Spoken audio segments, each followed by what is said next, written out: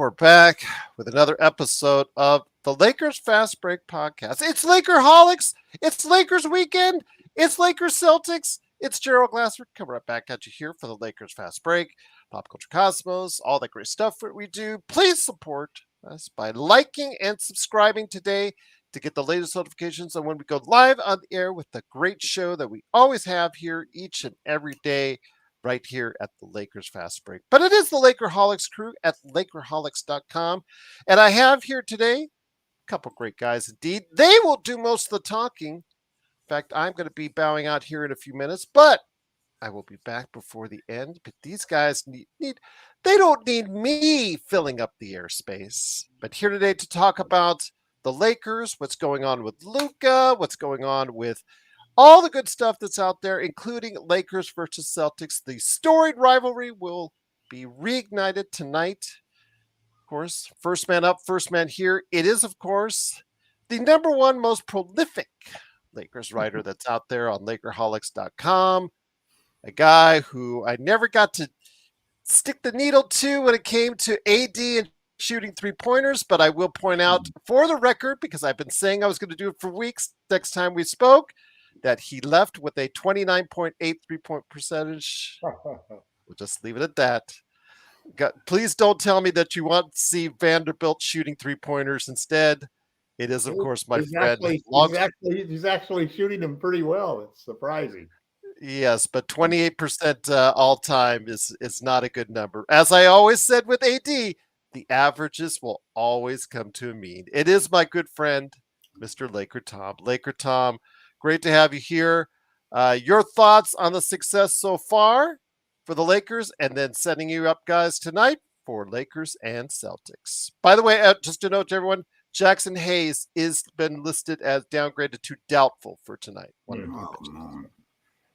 Wow, that's kind of tough. I mean, that's probably our biggest vulnerability right now is that if Jackson Hayes is out of the game, we're really 48 minutes of small ball probably, or, I mean, Trey Jamison makes an effort in going in there, but I'm not going to let that detract from what I think has been just a wonderful and marvelous transformation of the Lakers that started with the hiring of J.J. Redick and followed with the trade for DFS and then the miraculous, marvelous trade for Luka Doncic, who has seemed to defy every one of the criticisms that have been lobbed at him since he was traded and looks to be exactly what the Lakers need. He's freed up LeBron. LeBron is out there playing defense. He's taken over as the anchor of the defense from AD. And the Lakers, to JJ's credit, have not missed a beat despite all of the things happening off the court and the trade and all of the change and the people being in and out of the lineup. I think what's most amazing is just that part of it, and everybody seems to finally starting to get the idea that the Lakers can play defense. Since January 15th, they've been the number one defense in the league. And the reason has been really they've just added 6 new defenders that they didn't have the first half of the season. They got 2 guys back, Vanderbilt and Vincent, who have been terrific on defense. They traded for DFS. They signed Goodwin and Trey Jamison from the two-ways that are going to end up with contracts. And then just because we got Luka Doncic who can replace LeBron James on offense, all of a sudden we have an all-pro defender in LeBron coming back who can defend 5 positions and may end up playing a whole lot of center tonight. So the Lakers are not only set for this year, I think, to be competitive. And I think a lot of that credit has to go to Jackson Hayes and the other role players on the team, because it's not just Luka and LeBron. It's also been Austin Reeves. It's also been Rui Hachimura. It's also been Dorian Finney-Smith. It's been Gabe Vincent. It's been Dalton Connect. We've had so many contributors come in at specific times, and we've learned to win. And there's just, it's amazing what Luka Doncic has done for the psyche and confidence, not only of the Lakers players, but I'm telling you, the Lakers beat writers, the Lakers reporters, and the Lakers fans. have a whole different feel for this team because of Luka Doncic and the way he's played and how young he is. He's not even in his prime. Your thoughts and dreams of LeBron playing 4 or 5 more years, multiple championships. It's going to be a fun decade. There's still a lot of questions that we're going to have to answer. We're going to have to sign DFS again. We're going to have to re-sign Luka. But boy, everything is coming up Lakers. You got to be happy. And my wife just accused me the other day of, will you wipe that goddamn smile and smirk off your face? It's like it's on there 24 hours a day now. You're sick of it. But it's just been wonderful. And especially when you run into a friend who's a Warriors fan or a Celtics fan, it's just nothing's as pleasurable as got you back, baby. We're back. Well, they're going to probably rub the, we got Jimmy Butler. We're going to win a title now. Hey, we got Jimmy Butler. That's been a pretty good move. You can't argue with it. I can't argue with that. That's true. Man. But the you hate how what Jimmy did to the Heat. You hate that. I dislike it so much that it really affects my opinion of the player.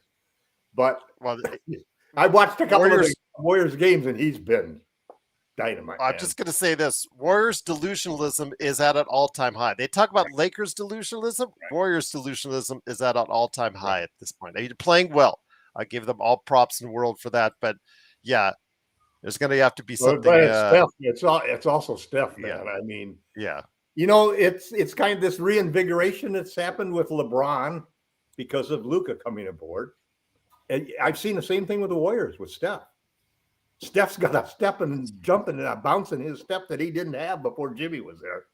And man, I mean, the shots that he's been making lately are just, I don't want to play them in the first round. I'll tell you that. Well, they'll be a 6.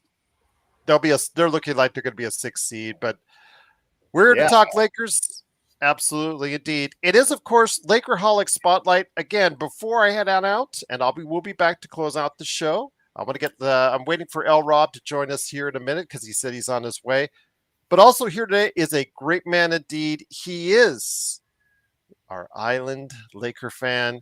It is, of course, Michael Heinrich. Aloha, my friend. Great part of Lakerholics. How you deal with him, and how you deal with Jamie Sweet all week, I have no idea. I still haven't figured out to this day, but aloha, my friend. This is not just the Celtics. We have been setting people up on the show all week about this road trip in particular, and the fact that because of the fires earlier this year, they added on not one back-to-back in Milwaukee and Denver, which is brutal in and of itself. But guess what? On the other end of it, they've got another back-to-back, which is at least at home, but still a back-to-back. So they'll have 4 games in 5 days coming up, which I do not envy them at all. But this road trip, let's get to the 4-game road trip. This is not going to be a very enjoyable one for the Lakers. It's going to it's going to give the Lakers a test. So people are out there thinking, okay, the Lakers have had a lot of home games during this winning streak. It's not been as tough as they wanted to see it. Well, the strength of schedule is going to be something where the Lakers have one of the toughest schedules remaining, and it starts tonight in Boston. Your thoughts on this upcoming road trip, my friend?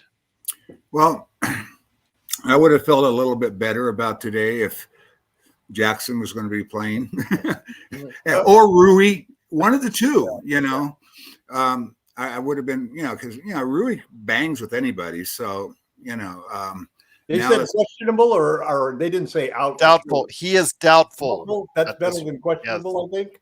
No, doubtful is worse than questionable. Questionable is 50-50. Doubtful is like 90-10. Probable, questionable, doubtful, out. Yeah. But come on, Jack. Yeah, the whole road trip, we're gonna have to dig deep on it.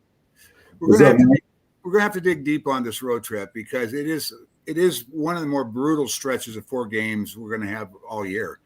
And the thing that the most important game on the road trip is Denver because of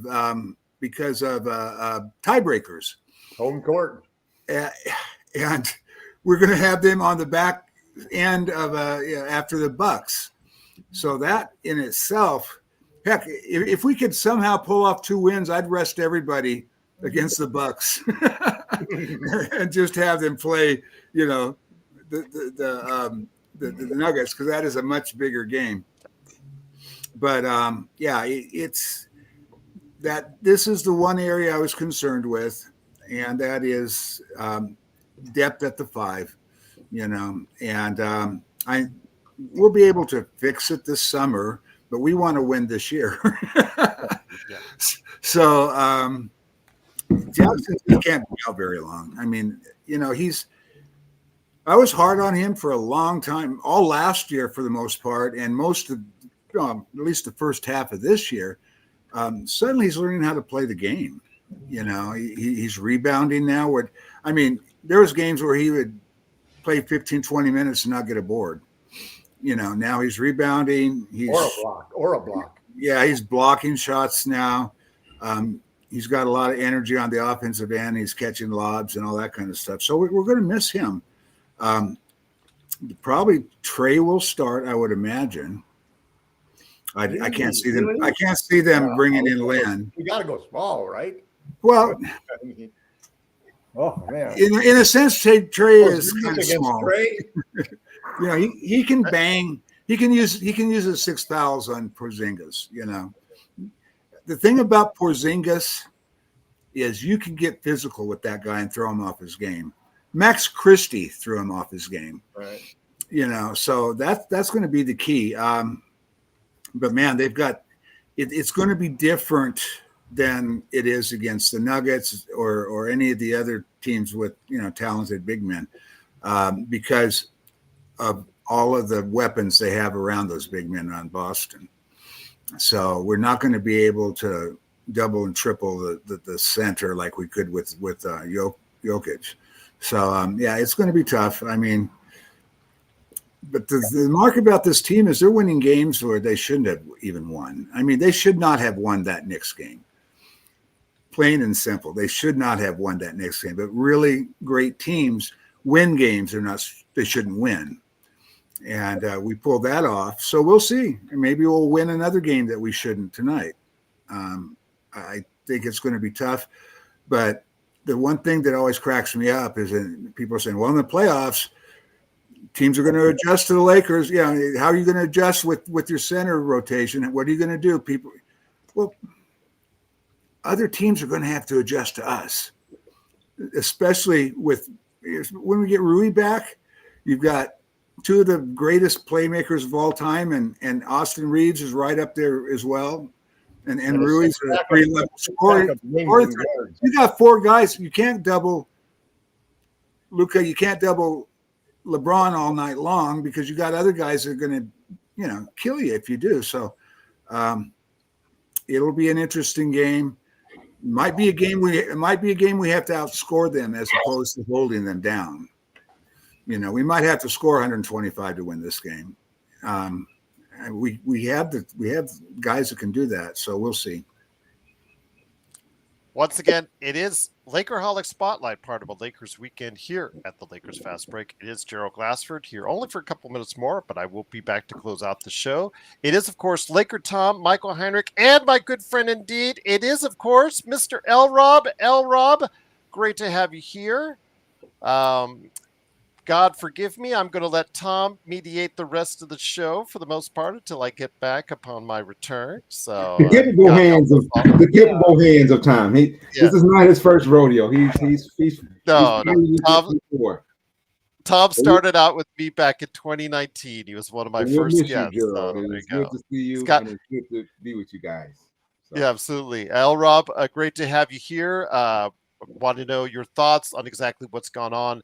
You're I guess obviously got to be pleased where the Lakers are at, sitting number 2 in the West. But of course, this, as I said with Michael, this road trip I think is going to be a key The schedule makers have not been kind to the Lakers in doing Milwaukee, Denver back-to-back, and then, of course, another back-to-back beyond it when they get home. How important is this road trip coming up? I'll be monitoring from the road. I'll be back before noon, but I will go ahead and let you guys know what's going on. The legend, he is listed as doubtful right now. Jackson Hayes is listed as doubtful right now for tonight's game, so that's most likely an out.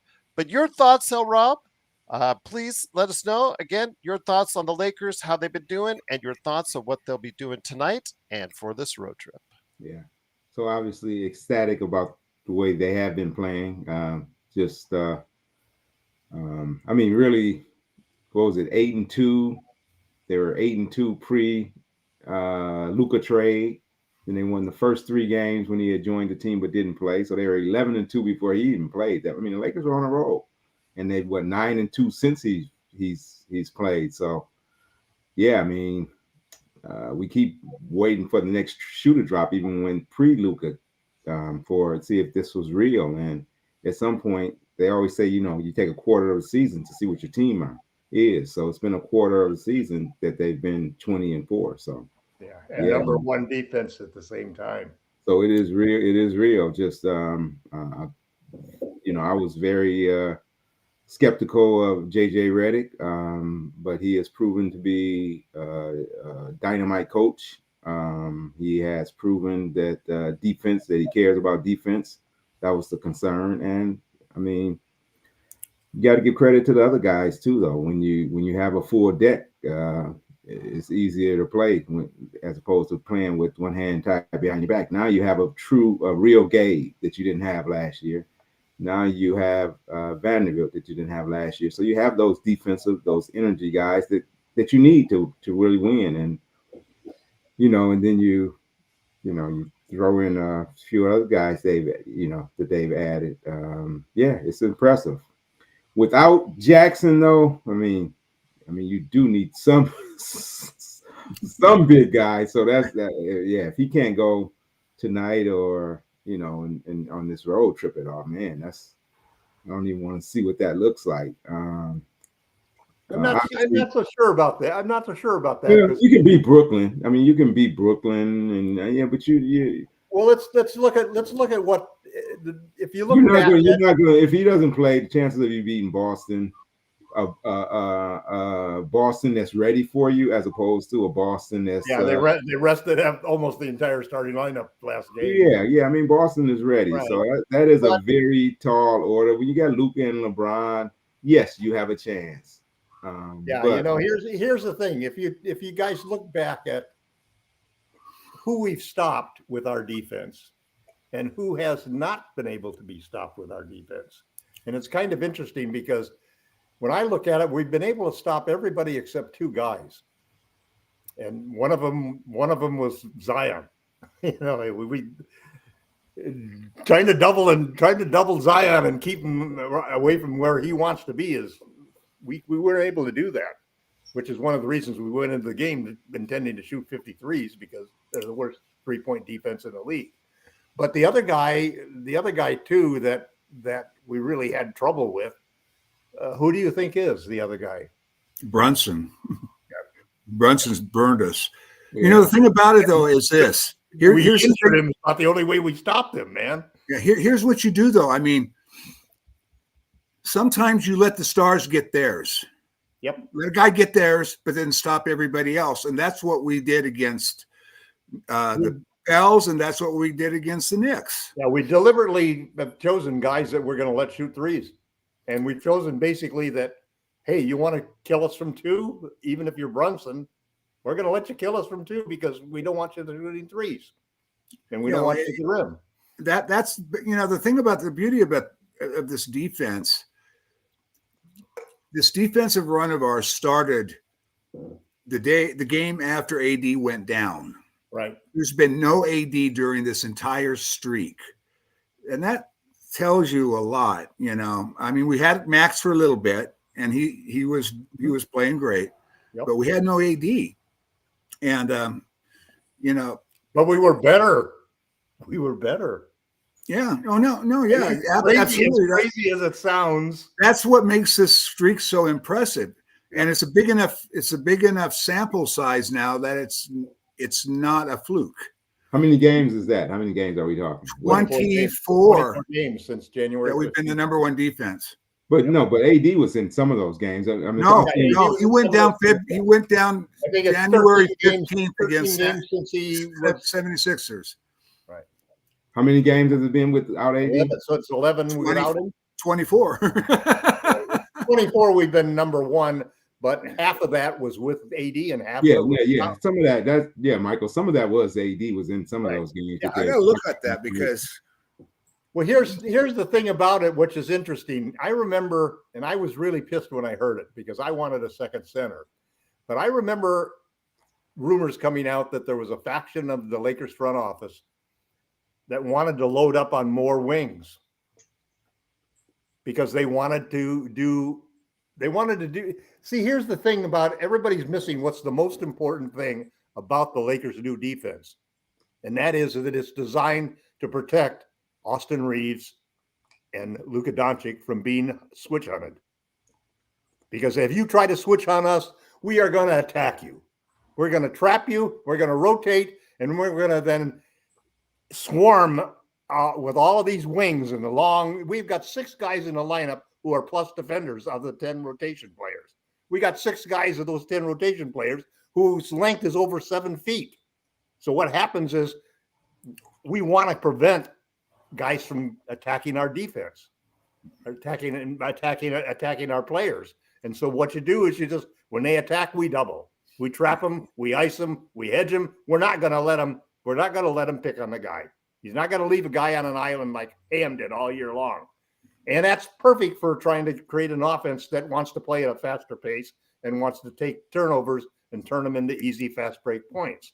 But the whole thing is designed.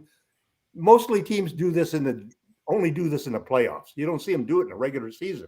The Lakers have jumped that, and they're doing what they're going to do in the playoffs so that they can be good at it by the time the playoffs come. And it's working against those uber athletes like the 2 guys that have just been killing us. the thing that cracks me up always is how they call the Lakers small lineup small. Yeah, I know. I mean, LeBron's 6'9" has always been pretty brutal. Yeah, LeBron's 6'9", Vando's 6'9", Rui's 6'8" with a 7'2" wingspan. Luka's 6'7" and built like Joker, man. Finney Smith's 6'8". That's not small. Yeah, the only small guy on the team is Gabe. Yeah, he plays like he's 6'5".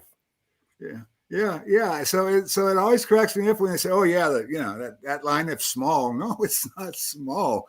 I mean, we're up against teams with 6'9" centers, and we've got a couple of guys forwards. So we're good. Even if we have to play the entire game, guys. Even if we have to play that entire game as a small ball team, we've been doing really well with small ball, and one of the best small ball centers in the league is LeBron James, who's playing defense now. I wouldn't be surprised to see LeBron be the guy who's on Porzingis. Well, that's where we're going to miss Rui, I think, because the two Rui of them, is perfect for Porzingis. Yeah, he just battered. He's big enough to still contest that jumper from the mid range. Yeah, because of his wingspan. Right. Yeah, and he's a body. We're going to do what you said. We're going to get physical with him, and maybe you're right. Maybe they're going to start Trey Jameson, put him on, tell him just to beat him up in the first quarter so that he's tired the rest of the game. Yeah, well, Trey, that's the beauty about that guy. They were talking about dogs on this team. He's one of the dogs on the team. He says, "You're going to beat us. He said, if you're going to beat us, you're going to have to fight us." And he carries that attitude in, and he does these. He gets these hard fouls, and then you just see him smiling. He's not, I saw him. He made some good passes out of the short roll that impressed me. And he has a few post moves. Some excellent passes out of the short roll too. And he has some post moves as well. Yeah. He gets a few buckets a game on some nifty moves. right? So he's not It strictly. needs to be a bank. It needs to be a little bank shot because he just doesn't have a real hard touch, man. Yeah. But the only- you know, Yeah, I think I prefer.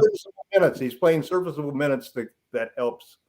Yeah, he's doing his job. He's doing his job. That's all you can ask for him. I wouldn't want to start him. I wouldn't want to expand his role at all. Hey, he's being. Yeah, I think that, you know, here's the thing. You know, when you look at the game, what I haven't looked at the odds. What are the odds now? I haven't checked. I haven't looked at it. They're probably got 5 or 6 point favorites. I've got to figure. But so, you know, we're going into Boston. Yeah, we're on a win streak, okay? But the Celtics also rested all their players. They're at home. They're eager to prove that they can beat the Lakers. They want to bust our streak. So, and we don't have like 7.5. We're missing Rui, and we're missing how many? 7.5. 7.5. Okay, we're missing Rui, and we're missing Jackson. So it's probably going to be a real tough game for us. And then there's one other factor, the Luka factor. One of the reasons supposedly why they traded Luka was how Jaylen Brown shut him down. Who's going to be guarding Luka today? Jaylen Brown. What's the big difference between the team that beat the Celtics last time we played in Boston and the team that's going to play them tonight? Luka Doncic. Luka. Well, here's another thing going on. I somehow feel like this is just perfectly placed for the Lakers to win this game. Here's something that makes that a little bit going to make it a little harder on Boston is when they were playing the Dallas in the finals, they didn't have to worry about LeBron James. Yeah. So that's going to make it. That's what changes everything. You know, is that teams could actually get away with really packing it in on LeBron, and right. You know, AD would kill you from time to time, but teams Somebody's got to get him the ball. That's but with Luka, LeBron plays off the ball a large amount of time, and he can do so many different things when he's not on the ball. Well, he's been playing 20. He's been playing. Luka's had the ball like 50% of the time, and LeBron 20% of the time. And then you throw in Austin. Then you throw in Austin, who can create as well. You know, Austin's a guy who's probably going to lose some touches and. Well, yeah, he's one that's his role. He's got to figure out his role right now. I mean, that's another reason why. I mean, with Austin going 1 for 15, we still won that game. Yeah. Well, he came back from an injury. He just, I mean. I'm not saying that's. I don't expect that to be a normal game from him. He was obviously. No, he was with Luka. He was averaging 19, 20 points with Luka. Yeah. So. Well, the thing is that they've taken those 3 guys who are 3 offense first guys. And just because Luka's so good, now they turned LeBron into a defense first guy. And now all of a sudden we've got 2 offense first guys and 6 defense first guys and among the top 8 players in the team. And that's what changed the defense around. That's why the defense today, because a lot of these guys weren't here, Then you had the 2 extra guys, the 2 ways that we're converting over, and you got a 10-man rotation that is really got a lot more defensive orientation, but you've got 2 superstars mixed in there, and one guy who's got the leisure. We have the luxury of saying, LeBron, when you're all alone, but with Reeves, maybe you can be the offense, but otherwise Luka will just run it so that you can focus on defense. And what the hell? The guy at 40 years old is doing exactly that. He's focusing on defense. Another thing why we're having the number 1 defensive rating. Another thing you got to consider too. I mean, well, Austin's never going to be a shutdown defender. He is in that dog category. He gives his all. I mean, that guy busts his butt. And Luka. Same with Rui. Luka was Luka was the Mavs leader in steals. You know, I mean, Finney Smith was kidding with him, going, "You're leading. You're getting more steals than me, and that's my job, not yours." You know, Luka's been getting what, 3-4 a game. He's got great anticipation. He's got great hands, great anticipation. Smart. He's just smart. He has that anticipation. You know, what high IQ players do. Well, you got probably between LeBron and Luka, you have two of the best playmakers, probably the best two passers in the league, probably the two smartest guys in the league with basketball IQ, and maybe two of the best scorers in the league. There's never been two playmakers on one team like those two that I can recall. No, I can't recall anybody that had two playmakers of that quality. Well, I can't remember anybody who had two guys that were that IQ. I mean, nobody had 2 point guards like that. Yeah. I mean, well, let's not. I mean, LeBron hasn't played true point guard. Basketball's been going on a long time, Tom. So let's not go crazy. I mean, it's been lots of teams with multiple IQ guys. If you look at the most championship teams, they're going to have a lot of guys with top. But it's pretty hard. It's hard because point guards, the IQ of point guards jumps. I mean, it's a lot harder for a Larry Bird to show you how smart he is than a Magic Johnson, just because, you know. But you knew Larry was one of the smartest players. I mean, there was no. You got the ball in your hands. Most of the great. I mean, your Kareems, your Magics. You know, those guys are on a different level. You know, IQ wise. Now the one thing tonight that's going to matter a lot, and we have to stop the silly turnovers. That's one thing with Luka and one thing with LeBron.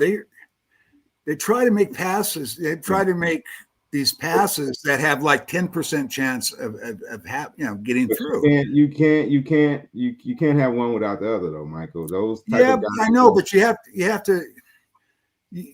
We've been, we were averaging 13 turnovers a game, and we've been getting 18, 19 a game over a certain period of time.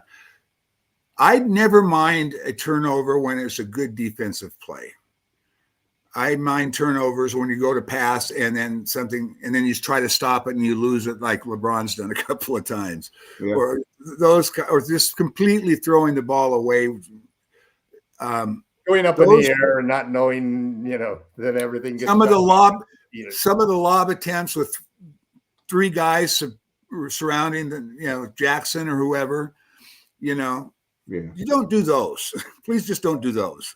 It's a good trade-off, though. It's a good. I mean, if you got Luka handling it and making these incredible passes, he's going to get his pocket picked. And I mean, guys are aggressive with him, and they doubling him, and he's trying to split him. And I mean, he's going to turn it over a few times just being an aggressive player. I don't mind. Like I said, I don't mind turnovers due to defensive pressure. Yeah, I don't like turnovers that it's just something that they try to force. Yeah, I think LeBron does that more than Luka. Those flat passes straight across the court. Come on, man! You cannot throw those passes. You have to get an angle on a pass, man. Yeah. Well, I mean, they, like you say, they're smart players, so they'll rein it in when they, Yeah, I think also the other key tonight is we have to be hitting our threes. Well, they average 48. They average 48.1 threes per game. Attempts, 48 3-point attempts per game. We average in the last 8 games during our win streak, we're averaging, a little more than that, but we still have 13-point negative 3-point differential based upon our averages. Yeah. The one thing about the Celtics I've noticed though was when they lose, you go to their 3-point percentages. Yeah, and they're having an off night. I mean, they shoot so many. Right, but they've only had 16 off nights in a whole season so far. So, well, they've had a lot of close games though that they won. Yeah, against bad teams. No, but we're going to shoot. We've been averaging over 43s the last 8 games, so that's the good thing. We'll probably shoot 45 threes tonight. And we're going to have to hit a good percentage. That's what I was talking about. Yeah. And I mean, the last time we played them, we chased them off that line a lot too. Right. I mean, the defense at the 3-point line was pretty good. They didn't get up as many threes as they normally did. The only problem is that usually we've had one or two guys on the other team that we've said, okay, we're gonna take what they're gonna get, what they're gonna make, because we're gonna sag in on those guys just to help that rotation, make that rotation a little quicker and a little crisper to prevent them from getting to the rim. And that's the trade-off that we've strategically made. And then basically I've seen stats that say that we've done a really good job of that, and the luck has actually been on our side. We've done better than what you would expect to do with a lucky situation. So it'll be interesting to see how we do that tonight, because they don't really have any weak shots as far as the 3-point holes. You want to let, I don't want, there's nobody on their team I want to let up an open three. So Holiday is probably the one guy is that you don't, out of all of them, if you had to pick your poison, Drew would be the one I probably would. Yeah. He may not be. I don't know if is he available. I don't know. He's been hurt, so I don't know if he's going to be playing or not. He hasn't even been the impact player he was last year. Well, he's getting older. He's like 35 now. So. Yeah. But the thing about this team, and I'm really interested in seeing what they look like when they come out. The sixth man of this defense has been the game plans. They have come up with some brilliant game plans, and they're always different. They're tailored to whoever they're playing. Yep. And that's going to be as big of a thing as anything else. It's not just, and the players' ability to execute those great game plans, which they've been doing an excellent job of. But those games are wonderful to expect that. Seriously. Because last year at this time, we'd be sitting here talking about, man, there's just no game plan. We're just not really doing anything on defense except play harder. And yet now we got a coach that basically other coaches are saying that are telling him after games and telling people after games, man, these guys play harder than anybody else in the league. And then on the top of that, every game that Denver has played since the Lakers shut them down has seen a copycat of the same Lakers defense thrown right at Joker on every one of those games. But let's remember, Tom. Last year we had D'Angelo Russell, right? And we didn't have Marvin Ham, and we didn't have Vando. And we didn't have Dave. It's hard to. We didn't have DFS. Yeah, so we didn't have LeBron who could play defense. Yeah, we didn't have the defensive weapons that we have now. So it's really let's not go back to. But it's funny how success taints. In my mind, success taints a lot of the criticism that we have had in the past from Jeannie Buss, possibly for Rob Pelinka, and when you look at how. Just making a decision like JJ Redick made such a dramatic difference on this team. And the trade for DFS. Then the trade for Rui last year, where we only gave the second round picks for guys like that. Well, Kendrick Nunn, don't forget him. Yeah, you can balance. It's easy to balance the scales with the Kendrick Nunns and the Alex Carusos and the other things. But when you think about it, I just know this from having coached even kids, that you have a different attitude when you're actually doing the job that a general manager or a coach does than we as fans, even more as rabid fans. Our patience is very little. Let's be honest. We know we don't have anywhere near the information that the experts have on the situation, but we're willing to put our necks on the line and say this is what I think we should do, and unfortunately, several times in history, it's been proven that the fans were righter than the general manager was for this team. But that appears to change, because the job that Pelinka did to land Luka Doncic, that was transformational for this franchise. You can't put it in any other term. And I think the hiring of JJ Redick will prove to be transformational for this franchise too. So when you look at those two moves that have given us a chance to actually win a championship this year and to build something this summer that could be another Lakers dynasty, in an era where dynasties were practically impossible to imagine happening. I mean, it's been Well, really. we're gonna need a lot of. I mean, LeBron is LeBron, so what does the team look like without LeBron? I don't think we're going to see that for 3 years now. I think it doesn't even matter. Once LeBron steps down, we will have a lot of cap space. Yeah. Yep. Yeah. And we're going to have a core. I mean, Luka, Bando, Rui, Austin, DFS. Those four are all the same age, right? 25 to 27. Yeah, you're right. DFS is the only other 30-year-old on the team. Yeah. So he's the only 30-year-old on the team. Yeah, so you've got a solid core of young guys along with Luka, and that's going to be very attractive to a free agent. I just hope they do not chase a 30-plus-year-old free agent when the time comes. I hope these rumors about us being in the Kevin Durant sweepstakes are a bunch of BS. No. Man, that would be the dumbest. Well, here's the problem. Thing that we could possibly do. Name the free agent, and the Lakers are linked to them, and it has nothing to do with.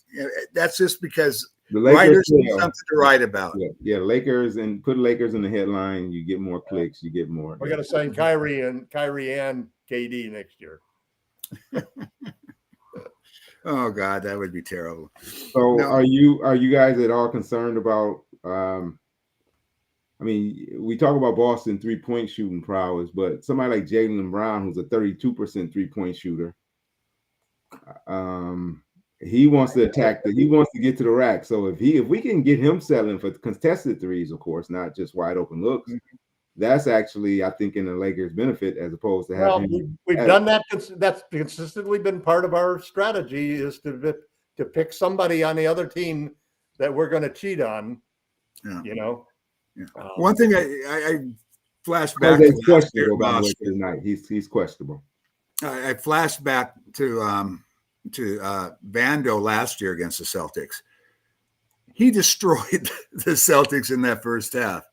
He is our secret weapon when it comes to he's a one-man wrecking crew. Yeah, that was. He is, man. I mean, you watch him play, and then you look at the box score afterwards and see he played 20 minutes, and it's like, you swear he must have been at least out there 30, 35 because he's so impactful in those 20 minutes that he plays. It's just ridiculous. And if you put him with guys who really complement him so that, that there is help that's really available, then that cage that he puts guys in is really tight. And that's why I like the rotations, because when you double somebody, when you trap somebody, immediately the game becomes a rotation game, and it becomes a game of smarts and anticipation and being in the proper space, both for the offense and the defense. Because if the offense is not in the proper space when you double, then you really have a hard time getting out of that double. But you create this chaos that has everybody moving, and those moving parts, when you're more athletic, more physical, and longer than the other team, can turn into turnovers that result in easy transition points. I think the key with Bando is that he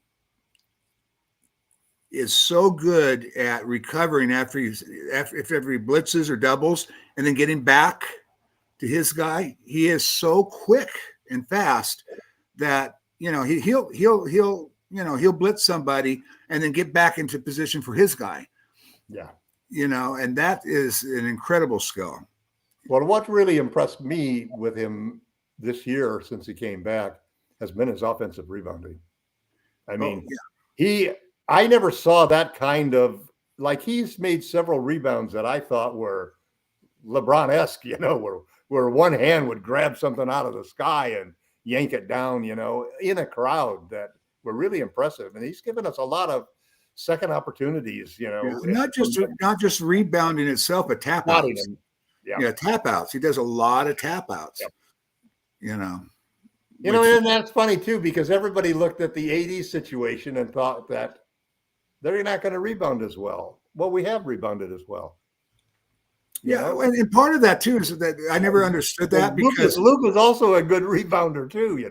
That's the thing. Luka replaced most of those rebounds.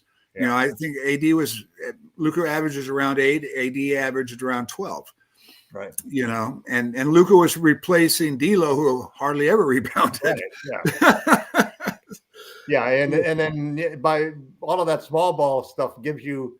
See, the problem too with centers is that a lot of the rebounds now, because of so many threes being shot, are in the middle of the field. Or they take long bounces. And then it becomes a game of athleticism and size, where the smaller, quicker guys get to those balls more than those big guys do, and you have those defensive rebounds spread among a lot of players. So you really need everybody to gang rebound and go in there and do that. Or they're going to do that tonight. They're going to have to do that tonight. I made a prediction that we're going to win tonight by 10. I really think that's going to happen. I think this is going to be a Luka game. Luka's got this game. That's what it's going to take, Tom. Have you ever made a prediction with the Lakers losing, though? So I'm not surprised you're predicting the Lakers. No, I haven't. I let Jamie do that. Jamie is the king of the trap games. Honestly, on this 3 and 4 nights, a couple of back-to-backs against 3 quality teams, if we can split these 4, I'll be satisfied. If we can win 3 of 4, I'll be thrilled. Yeah, I want to win 3. I want to win 3 of the 4. Yeah, but I'm shooting. Like I said, the most important one is Denver. Like I said, if we can somehow manage to win the first 2, just rest everybody against the Bucks. Take the loss. I think JJ's approach, and I think LeBron and JJ's approach is going to be every one of these games is the most important game. Yeah, I don't see them punting the game. They're not gonna break the win streak by taking a day off. But you know what you might see? You might see 11 guys. Mm-hmm. You might see 11 guys instead of they're gonna have to balance the minutes with all of these games because you don't want somebody to get injured. Right. So with Goodwin coming back and Dalton playing better. You're going to probably be going with 11 guys. Yeah. And it's going to be good for the starters, because the whole team really, because these guys expend so much energy in this defensive scheme that you can't be doing that 40 minutes a game. No. We need a blowout among these 4 games, though. Yeah, well, that would really help to get somebody some rest in the fourth quarter. Yeah, the only problem with the Nets is even though they lost a lot of games, they're never an easy out. They're never an easy out, right.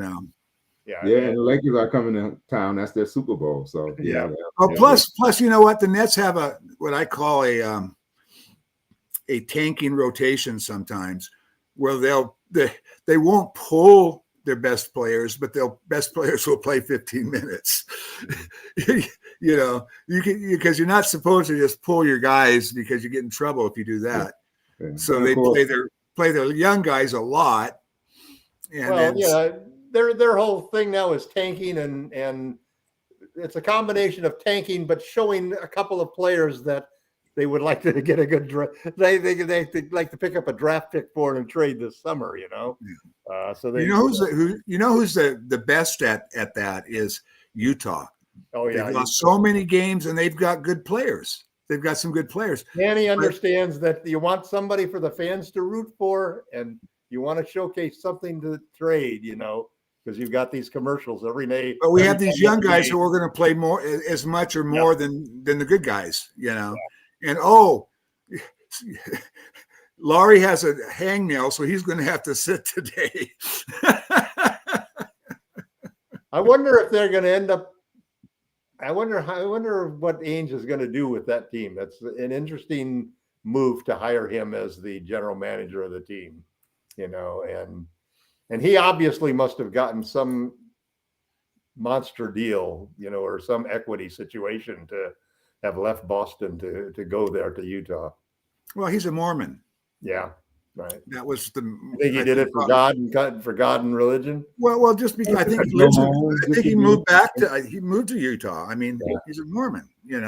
Did you go to BYU? I can't remember. He Yeah. might have. Yeah, he went to BYU. Oh, okay, figures. Okay. Yeah. So he's back Yeah, in. so that's not an odd move for him. No. I mean, what else is there left for him to accomplish? So that made sense for him. At the end, it's about probably personal satisfaction, and still can, be involved at a high level in NBA. So, yeah, that was just more of a lifestyle, I believe, that he made that decision. So, well, he did a great job building. He did a great job building the Celtics. Yeah, he really did. yeah, but at some point he's got. I never liked the guy when he was a player, and I liked him less as the general manager. Well, we'll see what. Unless he trades us Kessler next summer, then I'll. Yeah, that's not going to happen. It turned out that I think the Kessler trade things was mostly during the summer, but once he began playing at the level he's been playing at, and at 22 years old, he's like the cornerstone of a rebuild, right? Right. So he's not going anywhere. He's not going anywhere. There's no reason he's not going anywhere unless somebody overpays for him. They won't even do do that. There's a price though. Ainge, one of the things that he has done as a general manager is he's not a guy who gets attached to players sentimentally. I mean, the way that he ended people's careers in Boston, when you're not delivering exactly what we need, man, you're out the door. Yeah, they were 30-year-olds. They were in their 30s. Right. Not 22, not a 22-year-old stud. Right. True. But on the same token, we'll see what happens today. Do you fear the Celtics in the finals more than you would fear the Cavs, for example? No, Cavs. I fear the Cavs more than the Celtics. Really? Really, I do, because they have two elite guards and two elite big men in their starting lineup. Right. Well, guys like and Hunter. I mean, that gave. Oh yeah, they added Hunter. Yeah. That was a great pickup. So, I mean, Cleveland. I don't know. I probably fear Boston more because of the 3 points. Because that's and they're winners. The game is such a thing to to battle against, man. Because you really comes down to whether you make them or not. I mean, it turns the game into it undermines a lot of the defensive principles of other teams, just because they got to fire away. Yeah, I haven't looked. I don't know how Cleveland is against 3-point defense, but I mean, it's not like they're just shooting them in practice. Right. If somebody's defending you, that 3-point shot is a lot harder to make. They got small guards, man. Small guards are not how you defend the 3-point line anymore. Yeah, that's true. You need to have some length out there where it's hard to shoot over you. It will be interesting to see what happens. The Celtics versus the Lakers. It's funny that we've now come to a point where the Lakers are probably going to shoot close to 53s tonight. Isn't that unthinkable? I mean, I have gone through the last 15 years of screaming for the Lakers to become a modern team, screaming for them to embrace the 3-point shot, screaming for them to go out and get people who shoot them. And Luka Doncic is like the perfect answer to my dream come true, because he's a guy who was going to take 10 or more threes every single game and make, 4 of them. And that just single-handedly. What's more important than that, Tom, is that he finds open people for 3. Yeah, and dish out a dozen assists while he's doing it. Yeah.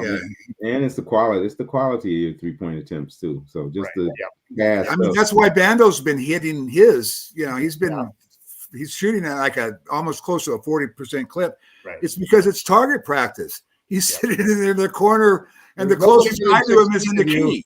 You got time to line up that left-hand shot and take a sip of coffee. Yeah, right.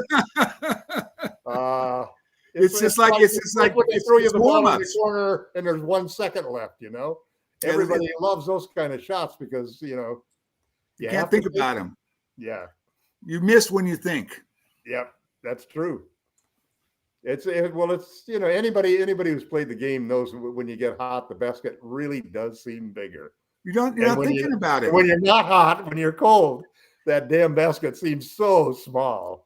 When you're not making shots, you're thinking about it, and you're trying to make adjustments or whatever instead of just trusting yourself. Yeah. I mean, that was the thing about Phil Jackson and his Zen thing. Right. Yeah. He was all about just being in the moment and not thinking. But every sport has its ups and downs based upon somebody's confidence, but nothing is like that. And basketball is like the worst of them all, simply because you shoot so many times. You have so many opportunities to score that all really depend upon, and then when you look at the situations like last minute free throws, where nobody's guarding you and you got to step up to the line and you got to make those. Confidence is one of the things that I think is going to be something that JJ has done a terrific job of instilling in this team. You notice every time he has one of these press conferences where they show you when he's talking about the team afterwards, he always picks out a couple of role players to congratulate as well as his stars of the team, pointing out how important they were to the victory and everything. Yeah. So that everybody he credited Gabe with the win. Yep, and the rest of the team did too, and that type of rapport is contagious on a team. We're going to go into the way that LeBron looked at the Boston situation when he was interviewed, saying, "Yeah, we're going to go to Boston. We're going to give them a good game." Confidence. I think the Lakers are confident that they can win these 4 games, and they're going to start tonight by taking the Boston Celtics down by 10 points. And you heard it first here. I'm going to go out to the sports books right now. There you go. Put 100 on the Lakers. Maybe you should have a. So you don't even want the 7.5. Well, you could get a Laker Tom said so. I really think the Lakers have a really good chance of pulling off an upset today. Mm-hmm. Everybody thinks that Boston everybody thinks that this is going to be the game that is going to break this winning streak. And I think this is the game when Luka is going to break the Celtics back. Yeah, this is the perfect Luka game. So yep. I gotta get ready to jump. Like I said earlier, this could end up being one of the few shootouts. It could end up a high scoring game. We might have to score a lot to beat them. Yeah. That'd be great if Luka got hot, LeBron got hot, Dalton got hot, Austin got hot, Rui got hot. Well, Rui won't be there. Okay. DFS got hot, DFS got hot. He has to start hitting his threes. He's been in a bit of a slump. This would be a good game to break out of it. Yeah, it was great to see Gabe do that yesterday. Yeah. And tell you what, I've been listening to the conversation. You don't need me or Jamie on the weekends. I'm telling you right now, you guys just did a great job yourselves. So before we heading out, and I know L. Rob has got to heading out. Tom, what is your latest article at Lakerholics.com? I just wrote an article that sort of explained why the Lakers with Luka are better defensively than the Lakers with AD. And it comes down to really 3 things. Number one, it was the new sort of attack defense that of trapping, rotating, and then swarming that JJ put in there to prevent teams from switch punting our weaker defenders.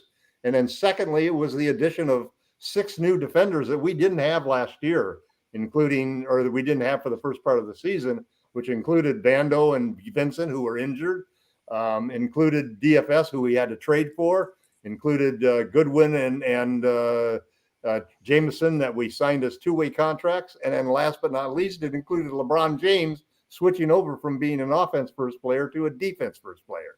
You add that to the new system, that gave them the players that could execute that system. And then thirdly, you had LeBron James taking over Anthony Davis's role as the architect, as the anchor of the defense. He's the guy who sits there like an NFL football middle linebacker or free safety, calls out the play calls for them on defense, make sure that everybody's anticipating the rotations properly, and really is making lots of the reads that lead to intercepted passes and so forth when they try to make the rotations. So those 3 things were, I think, the keys that have transformed the Lakers defensively from a middle of the pack team to the number 1 defense in the league ever since January 15th, now approaching 2 full months. That's the big difference maker for the Lakers, and you got to give credit to JJ Redick and his staff probably for everything that they put together and all of the adjustments that they seem to make team by team. We'll see how that turns out tonight, but there's a good opportunity for them to take advantage and to pull off a big upset of the Celtics. I could just see the look on L. Rob's face when you mentioned the title of that article, and I'll just leave it at that. L. Rob, any last thoughts? No, I'm looking forward to the game tonight, and Okay. it should be exciting. It's tall order, so I don't have times high expectations, but I am not. I would never sell. You're staying up late, though, right? Will not sell LeBron or Luka out late. Well, it's 8:30. It's an early tip, so it's not.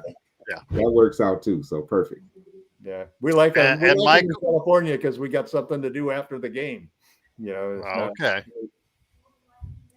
Yes, we don't want it to impact your schedule like last night with Phoenix and Denver doing overtime like that, scoring 100. Yeah, the game's on at 3:30 for me. Exactly. There you go. Best of all right there, That's Michael. The best thing about living in Hawaii is that you have a lot, I mean, I'll get, during football season, I'll get up, watch my game at 8 a.m, have all day instead of having to watch it. I remember watching an NBA draft from Honolulu, and that was the best thing ever because it was like in the middle of the afternoon. It was just like, yes. And we still, because like you said, you have the rest of the day to do stuff. But speaking of which, Michael, any last thoughts before we head on out? Well, like I said, this is going to be a tough game. They're not going to the Celtics defense isn't going to be any tougher than the Knicks' defense was. I mean, the Knicks is a great defensive team, and they made it hard on us.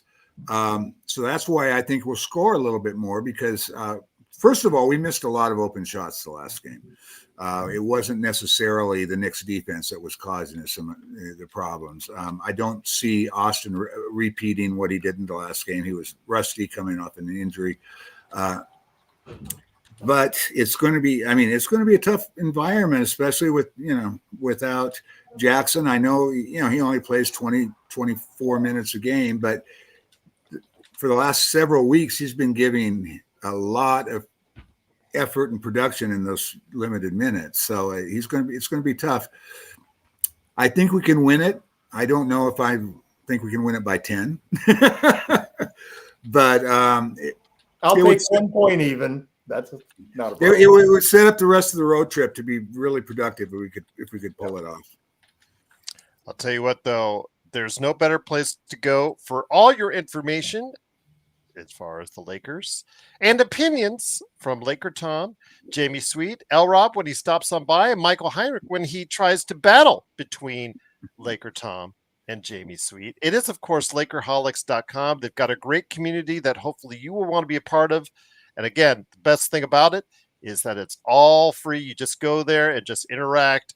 You just have a great time with the guys right there at Lakerholics.com. But tonight, it is, of course, the Lakers and the Celtics starting out this 4-game road trip, a very important road trip. Starting with the Lakers and Celtics, it's on at 5:30 p.m. Pacific. For our fans all around the world, that's going to be U.S. Pacific time. You want to join us, playback.tv/Lakers Fast Break, and then I'll have the simulcast here. So don't miss it. And then, of course, the best post game that's out there will be here, right here at the Lakers Fast Break. So for L. Rob, Michael Heinrich, Laker Tom, and myself, I'm not Jamie Sweet. I am Gerald Glassford. Thanks again for watching, listening. Hopefully these guys will be back next week, but we'll be back later tonight, hoping that the Lakers will have a great Lakers weekend with a victory at Boston. And we'll talk about it later tonight. Here. By 10. Go to your local bookie. By 10. There you go. If you want to share your winnings with me, that's fine. Let me know. Okay. There you go. Absolutely. I'll give you. Are you going to cover all those bets? Yeah. Are you going to cover all those bets? Everybody's going to. No, I'm taking my percentage of the winnings. Okay. Of course. Yes. You're there always to collect. All right. It is, of course, the Lakerholics.com crew, but also everything that we do starting tonight with Boston, LLA, right here at the Lakers Fast Break Podcast. And, of course, as always, we end Lakerholics.com. What do we say, Michael? Aloha. Aloha Aloha. and Aloha. go Lakers.